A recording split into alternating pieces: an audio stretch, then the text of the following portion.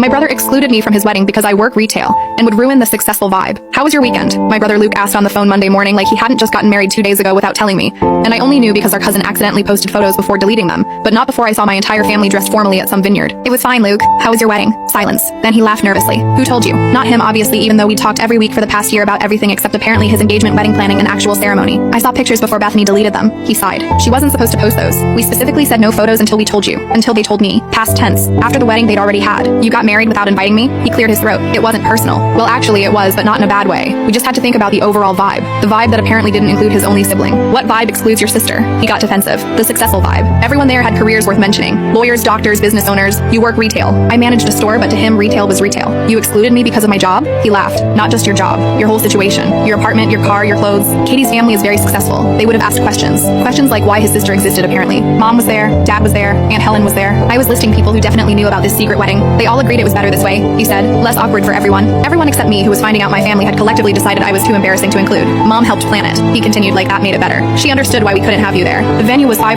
per person. We couldn't justify that expense for someone who couldn't even afford a proper gift. A proper gift. I'd been saving for months to buy him something special for whenever he got married, but apparently that future gift was already deemed insufficient. Plus, Katie's family owns several businesses. They would have expected you to network and you don't have anything to offer there. I had plenty to offer, just not stock portfolios and vacation homes. Dad said you agreed with this? Our father, who always talked about families sticking together. Dad paid for the whole thing. He definitely understood the guest list choices. Guest list choices. I was a choice, not family. Aunt Helen made a speech, Luke added, about watching me grow into the successful man I am today. Very moving. You would have felt uncomfortable with all the success talk. I would have felt uncomfortable hearing my aunt praise my brother while pretending I didn't exist. Nobody thought this was wrong? He got irritated. Wrong? We thought about your feelings. That's why we didn't tell you. So you wouldn't feel obligated to come and be out of place. Out of place at my brother's wedding because I made $40,000 instead of $400,000. The photographer was expensive, he continued. These photos will be in our house forever. Our kids will see them. We needed everyone to look like they belonged in that life. That life that didn't include his sister. You understand, right? He asked. Katie's family has connections, opportunities. We couldn't risk them thinking we come from nothing. We didn't come from nothing, we came from normal, and apparently that was worse. The reception was at their country club, he added. You would have been so uncomfortable. The cheapest wine was $90. The conversations were all about investments and property. You would have sat there silent all night. Silent because they decided I had nothing valuable to say. We took family photos, I said, remembering what I'd seen. 3 generations of family photos without me. He coughed. Those were just the immediate family who could contribute to our future. You know what I mean. I was immediate family,